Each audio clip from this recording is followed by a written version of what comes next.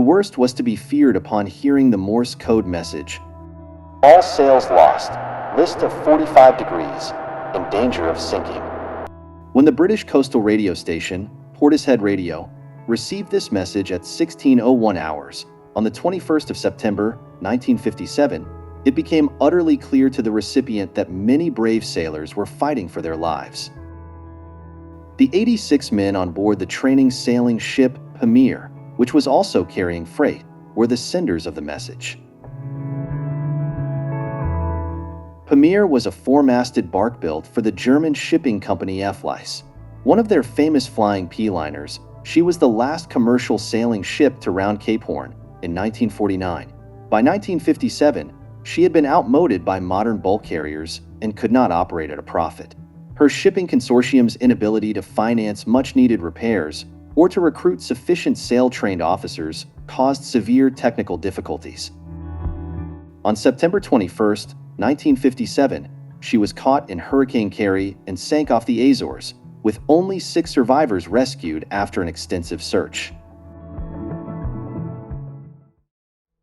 She was built at the Blohm and Voss shipyards in Hamburg, launched on July 29, 1905. She had a steel hull and tonnage of 3,020 GRT. She had an overall length of 114.5 meters, a beam of about 14 meters, and a draft of 7.25. 3 masts stood 51.2 meters above deck, and the main yard was 28 meters wide. She carried 3,800 square meters of sails and could reach a top speed of 16 knots. Her regular cruise speed was around 8 to 9 knots. She was the 5th of 10 near-sister ships.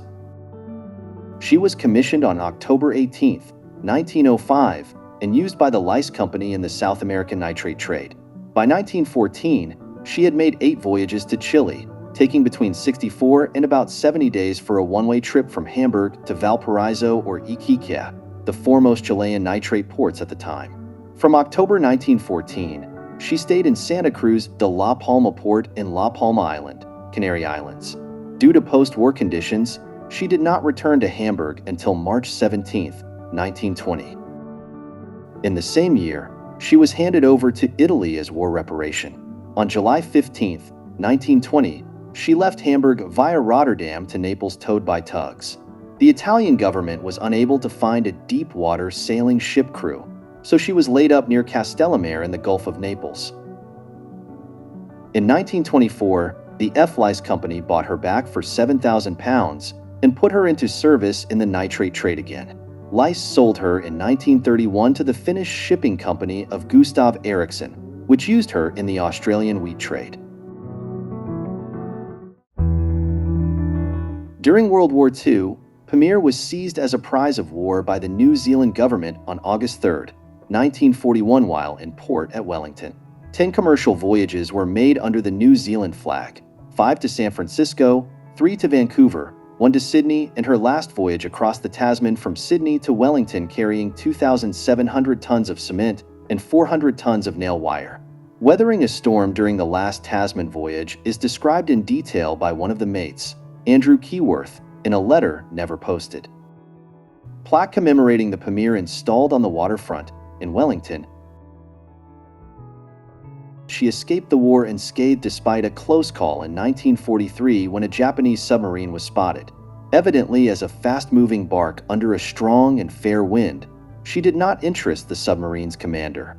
After the war, she made 1 voyage from Wellington via Cape Horn to London, then Antwerp to Auckland and Wellington in 1948. She was returned to the Eriksson Line on November 12, 1948 at Wellington and sailed to Port Victoria on Spencer Gulf to load Australian grain. On her 128-day journey to Falmouth, she was the last windjammer carrying a commercial load around Cape Horn on July 11, 1949. Gustav Eriksson had died in 1947. His son Edgar found he could no longer operate her at a profit, owing primarily to changing regulations and union contracts governing employment aboard ships. The standard 2-watch system on sailing ships was replaced by the 3-watch system in use on motor ships, requiring more crew. In March 1951, Belgian shipbreakers paid £40,000 for her and the sailing ship Passat. As she was being towed to Antwerp, German shipowner Heinz Schlieffen, who had sailed on her in the late 1920s, bought her and Passat, thus often erroneously referred to as a sister ship. The ships were modernized with refurbished quarters to accommodate merchant marine trainees and fitted with an auxiliary engine, a refrigeration system for the galleys, precluding the need to carry live animals for fresh meat, modern communications equipment, and water ballast tanks. Her first trip was to Brazil in 1952 with cement, to return to Germany with iron ore. Early in the outbound voyage, the propeller dropped off, much to the satisfaction of the sail-favoring crew, if not the owner. The enterprise went briefly bankrupt but was bought by a new consortium of 40 German shipowners. For the next 5 years, the ships continued to sail between Europe and the east coast of South America, but not around Cape Horn. They were used as cargo-carrying school ships, primarily to Argentina.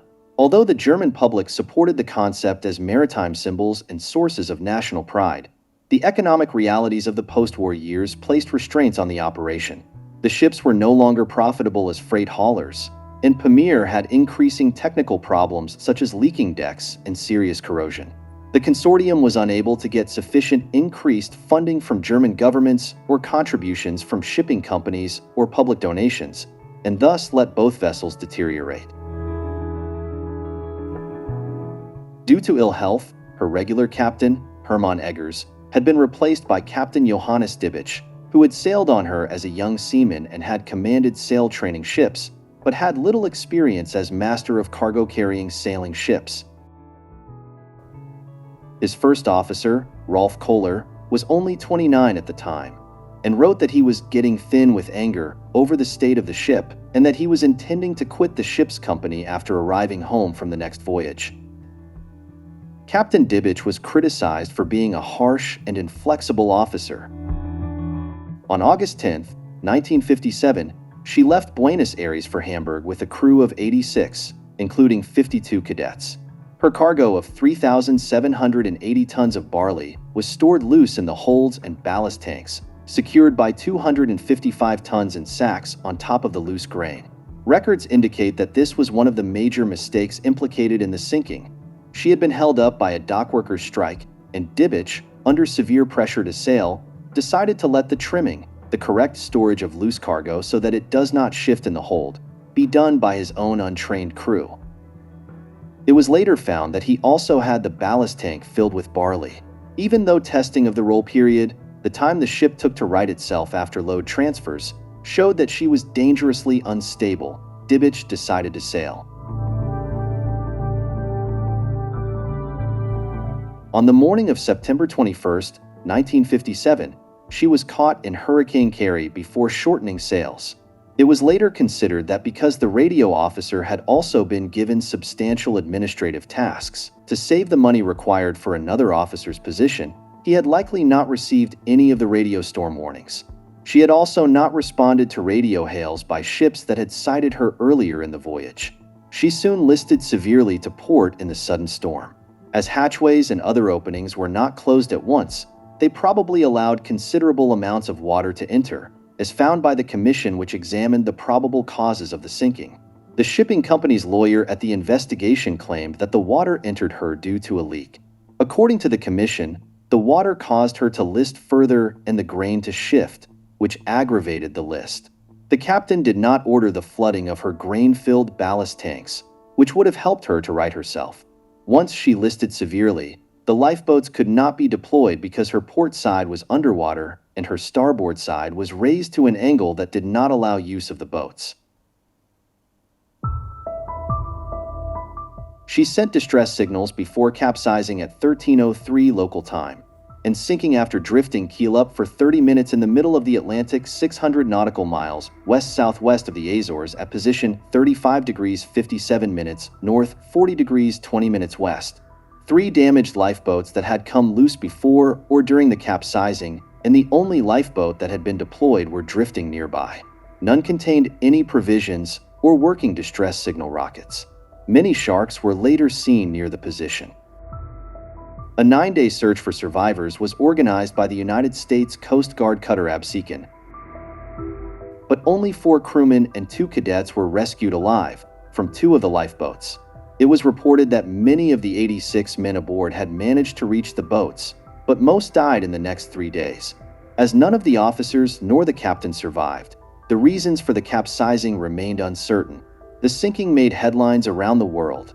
It was a national tragedy in Germany.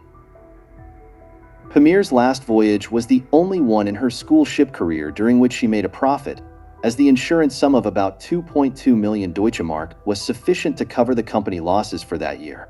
While there was no indication that this was the intention of the consortium, which was never legally blamed for the sinking, some later researchers have considered that through its neglect it was at least strongly implicated in the loss.